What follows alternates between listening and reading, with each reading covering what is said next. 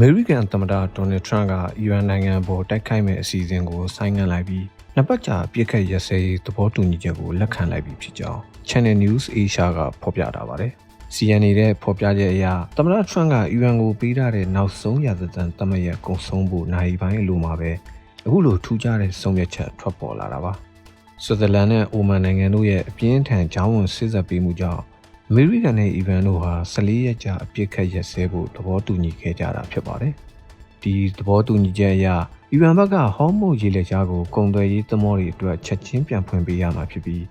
အမေရိကန်ဘက်ကလည်းအီရန်ရဲ့လျှက်စစ်စက်ရုံတွေနဲ့တရားတွေကိုတိုက်ခိုက်မဲ့အစီအစဉ်ကိုရပ်ဆိုင်းထားရမှာဖြစ်ပါတယ်။သမ္မတထရန့်ကငါတို့ကငြင်းငြင်းကြီးကိုခွင့်ရေးတစ်ခုပေးလိုက်တာပါ။ဒါပေမဲ့အီရန်ဘက်ကတစ္ဆာဖောက်ရင်တော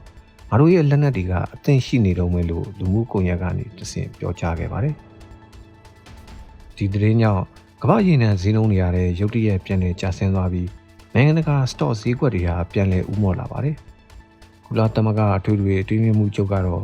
ဒီပြစ်ခတ်ရက်စဲမှုကိုကြိုဆိုလိုက်ပြီးနှစ်ပတ်အတွင်းမှာရေရှည်တည်တဲ့ငြိမ်းချမ်းရေးရရှိဖို့တန်တမန်ရေးအရာဆက်လက်ဆွေးနွေးသွားကြဖို့တိုက်တွန်းထားပါတယ်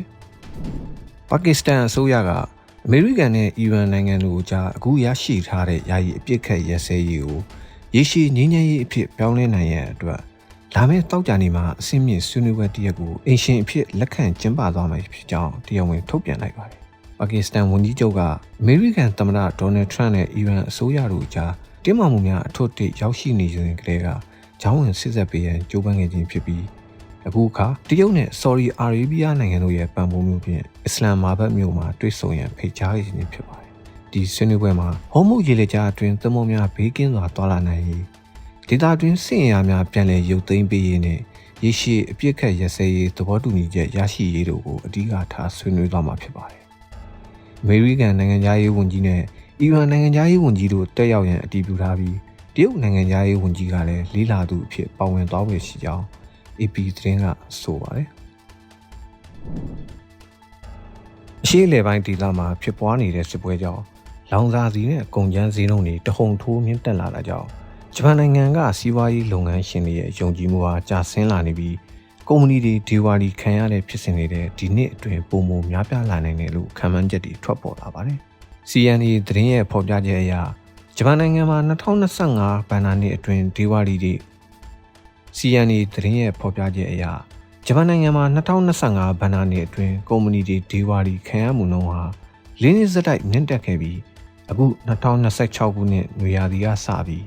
းဒီနှုန်းသားဟာပုံမဆိုးရွားလာနိုင်တယ်လို့ပုဂ္ဂလိကစီးပွားရေးသုတေသနအဖွဲ့တစ်ခုကသတိပေးလိုက်တာပါအဓိကအကြောင်းရင်းကတော့အရှေ့လယ်ပိုင်းဒေသမှာဖြစ်ပွားနေတဲ့စစ်ပွဲကြောင့်ရေနံဈေးနှုန်းတွေမြင့်တက်လာပြီးကုန်ထုတ်လုပ်မှုဈေးတွေအဆမတန်များပြားလာတဲ့ကြောင့်ဖြစ်ပါတယ်ဂျပန်ဗဟိုဘဏ် BOJ ရဲ့တန်ကန်စစ်တမ်းအရလည်းအကြီးစားကုန်ထုတ်လုပ်ငန်းရှင်တွေဟာလက်ရှိအခြေအနေမှာအကျိုးအမြတ်ရရှိနေသေးပေမဲ့လာမယ့်3လအတွက်အနာဂတ်အလားအလာကိုတော့အလွန်မင်းစိုးရိမ်နေကြပါတယ်။အထူးသဖြင့်ရေနံနဲ့ကြောင်မီးသွေးကိုအဓိကအသုံးပြုရတဲ့လုပ်ငန်းကဏ္ဍတွေမှာစီးပွားရေးယုံကြည်မှုညွှန်းကိန်းဟာတဟုန်ထိုးဆင်းသွားတာကိုတွေ့ရပါတယ်။ဒါအပြင်ရန်ငွေတန်ဖိုးကျဆင်းနေတာနဲ့လောင်စာဆီဈေးနှုန်းမြင့်တက်နေတာတွေဟာဂျပန်စားသုံးသူတွေရဲ့လူနေမှုစရိတ်အပေါ်ပြင်းထန်တဲ့ဝန်ထုံးဝန်ပိုးဖြစ်စေတယ်လို့ဆိုပါတယ်။စီးပွားရေးပညာရှင်တွေကတော့တကယ်လို့အီရန်စစ်ပွဲသာရှေ့ကျအောင်မယ်ဆိုရင်ကုန်ကျစရိတ်မြင့်တက်ပေမဲ့ဝယ်လိုအားနည်းတဲ့အခြေအနေနဲ့ဂျပန်နိုင်ငံရင်ဆိုင်ရနိုင်ပြီးအသေးစားနဲ့အလတ်စားလုပ်ငန်းတွေမှာဒီဝါဒီခံရမှုတွေပိုမိုတိုးပွားလာနိုင်တယ်လို့သုံးသပ်ထားပါတယ်။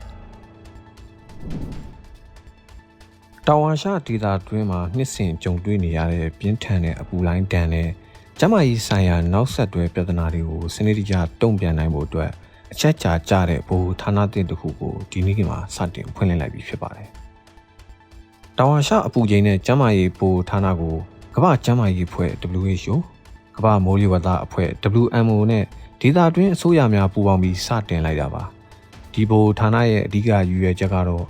အိန္ဒိယ၊ပါကစ္စတန်၊ဘင်္ဂလားဒေ့ရှ်နဲ့နီပေါနိုင်ငံတို့မှာအပူရှိန်လွန်ကဲမှုကြောင့်လူသေဆုံးမှုတွေကိုရှော့ချဖို့နဲ့အပူဒဏ်ကြောင့်ဖြစ်ပေါ်လာတဲ့ရောဂါတွေကိုကြိုတင်ကာကွယ်ဖို့ဖြစ်ပါတယ်။ဒီဘိုဌာနဟာဒေသတွင်းနိုင်ငံတွေကြားမှာအပူလိုင်းဆိုင်ရာကြိုတင်သတိပေးချက်တွေကိုအချိန်နဲ့တပြေးညီမျှဝေပေးသွားမှာဖြစ်သလိုအပူဒဏ်ခံနိုင်ရရှိတဲ့မျိုးပြစီမံကိန်းတွေရေးဆွဲရမှာလဲဤပညာပိုင်းဆိုင်ရာအကူအညီတွေပေးရသွားမှာပါ။ အထူးသဖြင့်လုံသမားတွေကလေးငယ်တွေနဲ့တက်ကြီးရွယ်တွေလိုအပူဒဏ်ကိုအထီးကိုက်လွယ်ဆုံးသူတွေအတွက်အကာအကွယ်ပေးမဲ့မူဝါဒတွေကိုအကောင့်ထဲဖော်သွားမယ်လို့သိရပါတယ်။ကျွမ်းကျင်သူတွေကတော့တောင်အာရှဒေသဟာကမ္ဘာရာသီဥတုပြောင်းလဲမှုရဲ့ဒဏ်ကိုအဆိုးရွားဆုံးခံစားနေရတာဖြစ်လို့အခုလိုပူပေါင်းဆောင်ရွက်တဲ့ဗဟိုဌာနတည်ထောင်လိုက်တာဟာဒေသတွင်းတန်းနဲ့ချီတဲ့ပြည်သူတွေရဲ့အသက်အိုးအိမ်ကိုကာကွယ်ရမှာအရေးပါတဲ့ခြေလှမ်းတစ်ခုဖြစ်ပါတယ်။ထိုင်းနိုင်ငံအရှေ့ဘက်ကမ္ဘောဒီးယားနယ်စပ်ကရာဇဝတ်မျိုးတော်လို့တင်စားရမယ်ချောင်းချွမ်ဒေသမှာထိုင်းစစ်တပ်ကသိမ်းပိုက်လိုက်တဲ့အွန်လိုင်းငွေလိမ်ခိုင်းကြီးတစ်ခုရဲ့တုံလို့ဖွယ်ရာအတွင်းရေးတွေကိုအစာကြီးရှင်ပန်းကဒီနေ့မှာအသေးစိတ်ဖော်ပြလိုက်ပါတယ်။အဲ့ဒီအစောအုံဝန်ကြီးအတွင်းမှာနိုင်ငံအသီးသီးကအစိုးရရုံးခန်းတွေနဲ့ဗန်တွေကိုပုံတူကူးထားတဲ့အစင်းမြင့်ဇက်ကုံအပြင်ဆင်တွေကိုတွေ့ရှိခဲ့ရတာပါ။ဥပမာအားဖြင့် BNN ဘန်ကောင်တာဟိုချီမင်းရဲ့ပုံတူပကြီးကားချိတ်ဆွဲထားတဲ့ BNN အစိုးရအစည်းအဝေးခန်းမနဲ့စင်ကာပူအိန္ဒိယဩစတြေးလျရဲတပ်ဖွဲ့အလံတွေပါဝင်တဲ့အခန်းတွေကိုတွေ့ရှိရပါတယ်။ဒါတွေဟာဗီဒီယိုကောကနေတဆင့်အစိုးရအာဏာပိုင်တွေအဖြစ်အယောင်ဆောင်ပြီးတစ်ကမ္ဘာလုံးကလူတွေကိုလိမ်လည်ဖို့ဖန်တီးထားတာဖြစ်ပါတယ်။ဒီအဆောက်အုံရဲ့မြေအောက်ထပ်မှာတွေ့ရှိရတဲ့တန်နိုင်ပိတ်အကျဉ်းကန်တွေလက်ထိပ်တွေနဲ့ကပတ်ကြိုးတွေပဲဖြစ်ပါတယ်။ထိုင်းစစ်တပ်အစင်းမြင့်အရာရှိတဦးရဲ့အဆိုအရအမိတ်မနာခံတဲ့ဒါမှမဟုတ်ငွေလိမ်လည်မှုအောင်မြင်အောင်မလုပ်နိုင်တဲ့သူတွေကိုဒီအခန်းတွေထဲမှာထည့်သွင်းပြီးနှိပ်စက်ညှဉ်းပန်းလေးရှိတယ်လို့ဆိုပါတယ်။ဒီစကန်ကြီးဟာပြီးခဲ့တဲ့နှစ်အတွင်းထိုင်းနဲ့ကမ္ဘောဒီးယားအကြားစစ်ရေးပဋိပက္ခဖြစ်ပွားစဉ်ကကမ္ဘောဒီးယားတပ်ဖွဲ့တွေရဲ့လက်အောက်မှာရှိနေခဲ့တာပါ။ဒီစကန်ဟာ2025ခုနှစ်အတွင်းထိုင်းနဲ့ကမ္ဘောဒီးယားအကြားဖြစ်ပွားခဲ့တဲ့နယ်စပ်စစ်ပွဲရဲ့ရှေ့တန်းစစ်မျက်နှာမှာရှိခဲ့ပါတယ်။ကမ္ဘောဒီးယားတပ်ဖွဲ့များကဒီစောက်ဝုံများကို drone လွှတ်တင်တဲ့နေရာနဲ့စနိုက်ပါပုံးခိုကျွင်းများအဖြစ်အသုံးပြုခဲ့ပါတယ်။ထိုင်းစစ်တပ်ကပြီးခဲ့တဲ့ဒီဇင်ဘာလအတွင်းမှာဒီစကန်ကိုအောင်မြင်စွာသိမ်းပိုက်နိုင်ခဲ့ခြင်းဖြစ်ပါတယ်။အဲ့ဒီအချိန်မှာလူပေါင်း1000ကျော်ဟာဒီနေရာမှာအကျဉ်းချခံထားရပြီးတကမ္ဘာလုံးကလူတွေကိုငွေလိမ်လည်ဖို့အတင်းအဓမ္မစေခိုင်းခံရတကမ္ဘာလုံးကလူတွေကိုငွေလိမ်လည်ဖို့အတင်းအဓမ္မခိုင်းစေခံခဲ့ရပါတယ်။ဂျပန်လူမျိုးတွေကိုပြစ်မှတ်ထားတဲ့အခန်းထဲမှာတော့သားကောင်ဖြစ်ရမယ့်သူတွေရဲ့ငွေစင်းအသေးစိတ်နဲ့ဂျပန်ဘာသာနဲ့ရေးထားတဲ့မှတ်စုတွေကိုလည်းတွေ့ရှိခဲ့ရပါတယ်။လက်ရှိမှာတော့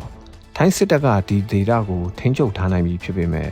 ငွေလင်ကိုင်းခေါင်းဆောင်တွေဖြစ်တဲ့တရုတ်နဲ့ကမ္ဘောဒီးယားနိုင်ငံသားတွေကတော့စစ်ပွဲပြင်းထန်ချိန်မှာထွက်ပြေးလွတ်မြောက်သွားခဲ့ပါတယ်။ဒါဟာဒေသတွင်းနေမကပဲတစ်ကမ္ဘာလုံးဆိုင်ရာရာဇဝတ်မှုဗဟိုချက်တစ်ခုဖြစ်တယ်လို့ထိုင်းအာဏာပိုင်တွေကသုံးသပ်ထားပါတယ်။